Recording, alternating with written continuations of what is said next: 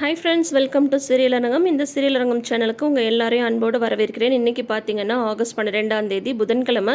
அழகே அழகு சீரியலில் என்ன நடக்குதுன்னு சொல்லிட்டு பார்த்தலாமா? தங்கராஜ் வந்து ரேவதியை அடித்த விஷயம் தெரிஞ்சதும் பாக்யராஜ் வந்து ரேவதியை இங்கே வீட்டுக்கு கூட்டிகிட்டு வந்துடுறாங்க. பின்னாடியே வராரு தங்கராஜ். மாமனார் காலில் விழுந்து கூட கேட்குறாரு, ரேவதியை கூட அனுப்புங்க, என்னை மன்னிச்சிடுங்க அப்படின்னு சொல்லிட்டு. ஆனால் வந்து ரேவதி கையில் தான் முடிவு இருக்குன்றதுனால ரேவதியை கூப்பிட்டு பேசுகிறாங்க. வந்து பாக்யராஜ் வந்து சொல்லிடுறாங்க, ரேவதி நீ வந்து போகக்கூடாது, அண்ணன் மேலே கொஞ்சமாவது அன்பு மரியாதையும் இருந்தால் கண்டிப்பாக நீ வந்து அவரோட போகக்கூடாது, இனிமேல் நீ இங்கே தான் இருக்க போகிற, என்ன கேட்குறதுக்கு ஆள் இல்லைன்னு தான் அவர் இந்த மாதிரிலாம் பண்ணிட்டுருக்காரு அப்படின்னு சொல்லும்போது உடனே தங்கராஜ் வந்து ரேவதிட்ட வந்து சொல்கிறாங்க, ரேவதி யார் பேச்சோ கேட்டு முடிவு பண்ணாத, குழந்தைய கூட்டிகிட்டு வா, நான் அடித்தது தப்பு தான், என்னை மன்னிச்சுட்டு நம்ம வந்து நம்ம வீட்டுக்கே போகலாம் அப்படின்னு சொல்லிட்டு தங்கராஜ் வந்து கேட்குறாங்க.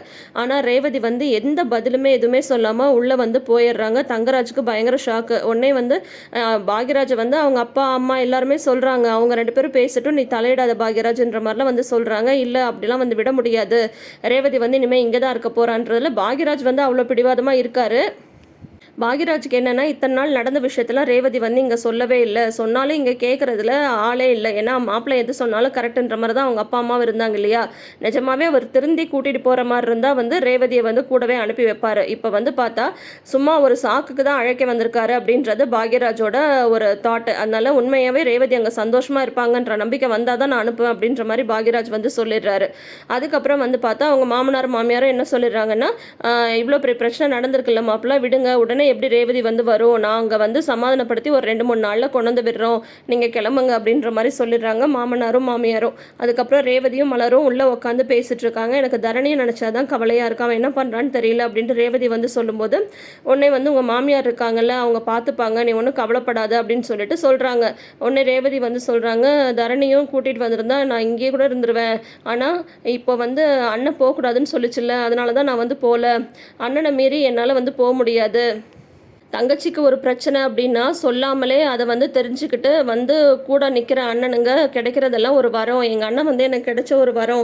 நான் என்ன பிரச்சனைன்னு சொல்கிறதுக்கு முன்னாடியே எனக்காக வந்து நின்றுச்சு. அதனால் எங்கள் அண்ணனோட பேச்சுக்கு மரியாதை கொடுக்கணுன்னு தான் நான் வந்து கூட வந்து போகல. ஆனாலும் எனக்கு ஞாபகம்லாம் தரணி மேலேயே இருக்குது அப்படின்ற மாதிரி ரேவதி வந்து சொல்லிட்டுருக்காங்க. அப்போ வந்து மதியமே வந்து உள்ளே வராங்க. அப்போ மதி வந்து கேட்குறாங்க, நீங்கள் ஓகே தானே, ஒன்றும் பிரச்சனை இல்லைல்ல அப்படின்னு சொல்லி கேட்கும்போது, இதெல்லாம் ஒரு பழகி போன விஷயந்தான், ஆனால் அண்ணன் சொல்லிச்சு அப்படின்றதுக்காக தான் நான் வந்து இங்கே இருக்கேன், எனக்குமே எல்லாமே கொஞ்சம் வெறுத்து போச்சு அப்படின்ற மாதிரி சொல்லிட்டு இருக்காங்க. ஆனால் ஒன்று, நானும் வந்து புருஷன் கையால் அடி வாங்கிட்டேன், மதியம் புருஷன் கையால் அடி வாங்கிட்டா, நீங்கள் மட்டும்தான் வந்து வாங்கலை அப்படின்னு சொல்லிட்டு சொல்கிறாங்க ரேவதி மலர்கிட்ட. உடனே மலர் வந்து சொல்கிறாங்க, நான்லாம் வந்து உங்கள் அண்ணன் முதல்ல அந்த மாதிரி அடிக்கணும்னு யோசிச்சு கூட மாட்டார், அப்படியே அடித்தாருன்னா நான் மதி மாதிரி திருப்பி அரைஞ்சிடுவேன் அப்படின்னு சொல்கிறாங்க. அண்ணி, நான் வந்து சும்மா விளையாட்டுக்கு சொன்னேன், எங்கள் அண்ணன்லாம் அந்த மாதிரி கேரக்டரே கிடையாது, எங்கள் அண்ணன் எப்போவுமே அன்பாக தான் பார்த்துக்கும் அப்படின்ற மாதிரி ரேவதி வந்து சொல்கிறாங்க. சும்மா அந்த மூட்லேருந்து வெளியில் வர்றதுக்காக அந்த மாதிரி பேசிகிட்டு இருக்கும்போது அவங்க அம்மா வந்து வராங்க. அவங்க அம்மா வந்து வந்ததுக்கப்புறம், நீங்களாம் இன்னும் தூங்கலையா அப்படின்னு சொல்லி கேட்குறாங்க. அப்போ இன்னும் தூக்கம் வரல அப்படின்னு சொல்லும்போது, நீ ஏமா இன்னும் தூங்காமல் இருக்க, என்ன நினச்சல, நீ ஒன்றும் கவலைப்படாத அப்படின்றாங்க ரேவதி. இந்த வீட்டில் நிம்மதியாக தூங்குறதுக்கு 1-2 பிரச்சனையாக இருக்குது, 1008 பிரச்சனை இருக்குது, எனக்கு வேறு இப்போல்லாம் எதாவதுன்னா படப்படன்னு வந்துடுது, ரொம்ப டென்ஷன் ஆகுது, மயக்கம் வர மாதிரி ஆகிடுது, எனக்கும் வந்து பிபி சுகர் இதெல்லாமே அதிகமாக இருக்குமோன்னு ஒரு சந்தேகமாகவே இருந்துகிட்ருக்கு, அப்படிங்கும்போது அப்போ போய் டெஸ்ட் பண்ண வேண்டியது தானே அப்படின்னு சொல்லிட்டு சொல்கிறாங்க ரேவதி. எங்கே ஒரு டெஸ்ட் எடுக்கலாம் அப்படின்னு சொன்னால் இந்த வீட்டில் எங்கே அதெல்லாம் நடக்குது அப்படின்ற மாதிரி ரொம்ப சலிப்பாக பேசுகிறாங்க ரேவதியோட அம்மா. உடனே வந்து பார்த்தா, ஏன்னா மலருக்கும் மதிக்கும் தெரியும் இல்லையா, இந்த மாதிரி சுகர் பிபி எல்லாம் டெஸ்ட் பண்ணலாம் அப்படிங்கும்போது, நீ வீட்டில் சாப்பிட்டு சும்மா தானே இருக்கா, அதெல்லாம் உனக்கு ஒன்றும் இருக்காது அப்படின்ற மாதிரி ராகவன் சொல்லிடுறாருல. ஆனால் ரேவதியோட அம்மாவுக்கு வந்து பார்த்தா ஒரு மனசுக்குள்ளே ஒரு பயம் இருந்துகிட்டே இருக்குது, நம்ம உடம்புல ஏதோ பிரச்சனை இருக்குது அப்படின்ற மாதிரி தோணிட்டே இருக்குது. அப்போ வந்து சொல்கிறாங்க, பொதுவாகவே 40 வயசு மேலே ஆனவே எல்லாருமே சுகர் பிபி எல்லாமே தான் டெஸ்ட் பண்ணிக்கணும், இதில் வந்து வயசு வீட்டில் இருக்குன்றதெல்லாம் ஒரு காரணமே கிடையாது அப்படின்ற மாதிரி மதி வந்து சொல்கிறாங்க. பார்க்கலாம், சரி நான் போய் தூங்குறேன், நீங்களும் தூங்குங்க அப்படின்னு சொல்லும்போது, ஏன் நீ அம்மாவை கூட்டிகிட்டு போய் டெஸ்ட்டெல்லாம் எடுத்துடலாமா அப்படின்ற மாதிரி கேட்குறாங்க ரேவதி. இதை பற்றி ஏற்கனவே உங்கள் அம்மா வந்து உங்கள் அப்பாட்ட பேசினாங்க, அப்போ உங்கள் அப்பா என்ன பதில் சொன்னார் தெரியுமா, நீ வீட்டில் சாப்பிட்டு சும்மா தானே இருக்க, அதெல்லாம் எந்த பிரச்சனையும் இருக்காது அப்படின்ற மாதிரி சொல்லிட்டாங்க. அப்படிங்கும்போது உடனே ரேவதி வந்து சொல்கிறாங்க, அம்மாவுக்கும் இந்த மாதிரி பதில் வந்து தேவைதான், நீ அப்போ தான் வந்து அப்பா என்ன சொன்னாலும் சரின்னு வந்து சொல்கிறாங்கல்ல, அது அப்போ தான் நிப்பாட்டுவாங்க, தனக்குன்னு வரும்போது தான் எங்கள் அம்மாவுக்கு அந்த பிரச்சனையே வந்து புரியும், அதனால அப்பா அந்த மாதிரி பதில் சொன்னதும் கரெக்டு தான் அப்படின்ற மாதிரி சொல்கிறாங்க ரேவதி. இந்த மாதிரி சுருக்குன்னு பதில் சொன்னாதான் எங்கள் அம்மாவுக்கு அவங்க பண்ணுற தப்பு என்ன என்னன்றதை புரியும் அப்படின்ற மாதிரி ரேவதி சொல்லும்போது உடனே மதி வந்து மலர்கிட்ட சொல்கிறாங்க, எனக்கு என்னமோ அவங்க ரொம்ப பயப்படுறாங்கன்னு தோணுது, அவங்கள கூட்டிகிட்டு போய் நம்ம ஒரு தடவை பிபி சுகர்லாம் டெஸ்ட் பண்ணிடலாமா அப்படின்னு சொல்லிட்டு மதி வந்து கேட்குறாங்க. எனக்கும் அதுதான் தோணுது மதி, பார்க்கலாம், நான் இது சம்மந்தமாக அவர்கிட்ட பேசுகிறேன் அப்படின்ற மாதிரி மலர் வந்து சொல்லிடுறாங்க. அதுக்கப்புறம் வெளியில் வந்து பாக்யராஜும் சுரேஷும் உட்காந்துட்டு இருக்காங்க. அப்போ சுரேஷ்ட்டு வந்து பாக்யராஜ் வந்து சொல்லிட்டு இருக்காரு, சும்மா மாமா மாமான்னு சொல்லிட்டு அவர் கூப்பிடும் போதெல்லாம் ஓடி போய் நிற்கிறது, அதுக்கப்புறம் அவர் பேச்சை கேட்டுட்டு இங்கே வீட்டில் வந்து சண்டை போடுறது, அவர் வந்து தண்ணி அடிக்க சொன்னாருன்னு சொல்லிட்டு தண்ணி அடிச்சுட்டு எங்கள் வீட்டில் வந்து பிரச்சனை பண்ணுறது எல்லாத்தையும் கொஞ்சம் நிப்பாட்டு, புரியுதா? நம்மளுக்கு ரேவதியோட சந்தோஷம் தான் முக்கியம். ரேவதிக்கு அப்புறம் தான் அவர் இவ பாரு எப்படி ரேவதியை வந்து அடித்து கஷ்டப்படுத்திருக்காருன்னு சொல்லிட்டு, அதனால ஆவுன்னா மாமாவுக்கு வந்து சப்போர்ட் பண்ணுறேன்னு பேசுகிறத நிப்பாட்டு, முதல்ல வந்து ரேவதிக்காக தான் நம்ம பேசணும் அப்படின்ற மாதிரி பாக்யராஜ் சொல்லிட்டு இருக்காங்க. பின்னாடியே தங்கராஜ் கால் பண்ணிகிட்டே இருக்காங்க. இவர் வந்து காலே எடுக்க மாட்டேன்றாங்க. பாரு இந்த சுரேஷ் கூட கால் எடுக்க மாட்டேன்றான்ற மாதிரி தங்கராஜ்க்கு வந்து ஆயிடுது.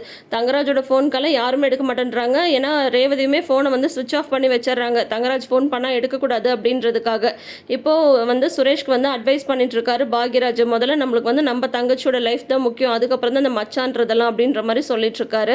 அங்கே வீட்டில் வந்து பார்த்தீங்கன்னா தங்கராஜ் வந்து என்னடா இது ரேவதி வந்து வீட்டில் இல்லையே அப்படின்ற மாதிரி அவங்களுக்கு வந்து தோணுது. அவருக்கு வந்து அதிகாரம் பண்ண ஆள் இல்லைல்ல. அதுக்கப்புறம் வந்து பார்த்தா அந்த அவங்க பையன் வந்து கேட்குறாங்க, எப்போ அம்மா வந்து கூட்டிகிட்டு வருவீங்க, இல்லைனா என்ன கொண்டு போய் எங்கள் பாட்டி வீட்டில் விடுங்க, நான் வந்து அம்மா கூட தான் இருப்பேன் அப்படின்ற மாதிரி தரணி வந்து சொல்லிட்டு இருக்காப்புல. உடனே வந்து இவர் பசிக்குதுன்னு சொல்லவும் அவங்க அம்மா வந்து தோசையை ஆல்ரெடி 7 மணிக்கே சுட்டு ஹாட் பாக்ஸில் போட்டு வச்சுட்டாங்க. அந்த தோசை வைக்கிறாங்க, கூட சட்னி மட்டும் வைக்கிறாங்க, எங்கே சாம்பார் இல்லையா அப்படின்னு கேட்கும்போது, உன் பொண்டாட்டி தான் சாம்பார் கார சட்னி அந்த சட்னின்னு சொல்லிட்டு 4 வகை சட்னியோட வந்து சோறு போடுவா, என்னாலாம் இதுக்கே வந்து எனக்கு கை கால்லாம் வலி எடுத்துருச்சு, உன் பையனையும் பார்த்துட்டு இந்த வேலையெல்லாம் என்னால் செய்ய முடியாது அப்படின்னு சொல்லிட்டு சொல்லிடுறாங்க. உன் பொண்டாட்டி இருந்தால் விதவிதமாக ஆக்கி போடுவான்னு சொல்லிட்டு தானே நீ வந்து அவளை தேடுற, இல்லைனா அவ்வளோ சீக்கிரம் நிஜமாவே அவளை வந்து மனசு வந்து கூட்டிகிட்டு போயிருப்பியா அப்படின்ற மாதிரி அவங்க அம்மா சொல்கிறாங்க. என்னது கரெக்டாக பாயிண்ட்டை பிடிக்கிறாங்க அப்படின்ற மாதிரி தங்கராஜுக்கு வந்து மனசுக்குள்ளே வந்து தோணுது. என்னால் இவ்வளோதான்ப்பா செய்ய முடியும், இதுக்கு மேலே என்னால் வேலை செய்ய முடியாது. இவன் வேறு தூங்குன்னு சொன்னால் தூங்கவும் மாட்டேன்றா. அவங்க அம்மா வந்து டெய்லி கதை சொல்லுவாளாமா, எங்கள் அம்மா மாதிரி கதை சொன்னால் தான் தூங்குவேன்னு சொல்கிறா, எனக்கெல்லாம் கதை சொல்லலாம் தெரியாது அப்படின்றாங்க. ஏண்டா எனக்கும் கதைலாம் சொல்ல தெரியாது, நீ போய் தூங்கு அப்படிங்கும்போது உங்களுக்கு கதை சொல்ல தெரில, எதுவுமே தெரில, பேசாமல் என்னை கொண்டு போய் எங்கள் அம்மாட்ட விடுங்க அப்படின்ற மாதிரி வந்து தரணி வந்து சொல்லிட்டு இருக்காரு. அப்போ வந்து அவங்க அம்மாவுமே வந்து திட்டுறாங்க, அது என்ன பழக்கம் கை நீட்டி அடிக்கிறது, வாய் பேச்சு வாயாக இருக்கும்போது உன்னை யார் வந்து கை நீட்டி அடிக்க சொன்னா, அதனால தானே இப்போ இவ்வளோ பெரிய பிரச்சனையாச்சு, ரேவதியோ கிளம்பி அவங்க வீட்டுக்கு வந்து போயிட்டா, போ சீக்கிரமாக போய் உன் பொண்டாட்டியை கூட்டிகிட்டு வர பாரு, எனக்கு என்னமோ அவங்களாம் வந்து அனுப்பி வைப்பாங்கலாம் தோணலை அப்படின்ற மாதிரி வந்து அவங்க அம்மா சொல்லிட்டு போயிடுறாங்க. ஸோ பார்க்கலாம் ரேவதியை சமாதானப்படுத்த தங்கராஜ் என்னெல்லாம் பண்ணுறாருன்னு சொல்லிட்டு. ஆனால் தங்கராஜும் வந்து கெஞ்ச வச்சுட்டாங்கல்ல, அந்த விதத்தில் வந்து நமக்கு வந்து சந்தோஷம்தான் இல்லையா. ரேவதியுமே ஸ்ட்ராங்காக வந்து அவங்க அண்ணன் சொல்லி அங்கே இருக்காரோ இல்லையோ, ஆனால் அவர் வந்து முழுசாக திருந்தி கூப்பிட்டா தான் போகணும் அப்படின்ற மாதிரி ரேவதியுமே நினச்சிட்டு இருக்காங்கல்ல. அதனால் அது வரைக்கும் ஓகே தான். தங்கராஜ் அவ்வளோ சீக்கிரம் திருந்துடுவாங்கன்னு நீங்கள் நினைக்கிறீங்களா? வாய்ப்பே இல்லை. இப்போ வந்து பார்த்தா மதி வந்து ரூமில் வந்து இருக்காங்க. அப்போ சுரேஷ் வந்து வராரு. அதுக்கிட்ட கேட்குறாங்க, வேலைக்கு ட்ரை பண்ணிட்டுருக்கேன் அப்படின்னா தான், ஆமாம் ட்ரை பண்ணிட்டு தான் இருக்கேன், என்னோட வேலை எதனால போச்சுன்றது உங்களுக்கு தெரியுமா அப்படின்னு சொல்லும்போது, இந்த வீட்டில் நடக்கிற விஷயமே எனக்கு எதுவும் தெரிய மாட்டேங்குது, இல்லை உன்னோட வேலையில் நடந்த விஷயம் எனக்கு எப்படி தெரியும், எனக்கு எதுவும் தெரியாது அப்படின்னு சொல்லிட்டு சுரேஷ் வந்து சொல்கிறாங்க. இந்த மாதிரி மதிக்கு வேலை போக காரணம் தங்கராஜ்ன்றது விஷயம் வந்து சுரேஷ்க்கு தெரியுமா தெரியாதா அப்படின்றது மதி வந்து தெரிஞ்சுக்கணும்னு நினைப்பாங்க இல்லையா. ஏன்னா அவங்க மாமா எது சொன்னாலும் இவர் வந்து சரின்னு கேட்பார்ல, அதனால் அதை தெரிஞ்சுக்கணும்னு நினைக்கிறதுனால இவங்க வந்து கேட்குறாங்க, எனக்கு ஏன் வேலை போச்சுன்னு உங்களுக்கு தெரியுமா அப்படின்ட்டு. ஆனால் சுரேஷ் வந்து தெரியாதுன்னு சொல்கிறாங்க. இப்போது மதி வந்து உண்மையை சொல்கிறாங்களா அப்படின்றத நம்ம வெயிட் பண்ணி பார்ப்போம். நீங்கள் என்ன நினைக்கிறீங்க? மதி வந்து சொல்லிடுவாங்களா தங்கராஜ் தான் காரணம் எனக்கு வேலை போனதுக்கு அப்படின்னு சொல்லிட்டு? உங்களோட கமெண்ட்ஸ் வந்து மறக்காமல் பதிவிடுங்க. நம்ம சேனலில் நீங்கள் இப்போ தான் ஃபர்ஸ்ட் டைம் பார்க்குறீங்கன்ற மாதிரி இருந்தால் சேனலை சப்ஸ்கிரைப் பண்ணிக்கோங்க. இந்த சீரியல் ரங்கம் சேனலை நிறைந்த ரங்கமாக மாற்றுங்க. இந்த வீடியோ பிடிச்சிருந்தா லைக் பண்ணுங்கள். தேங்க்யூ.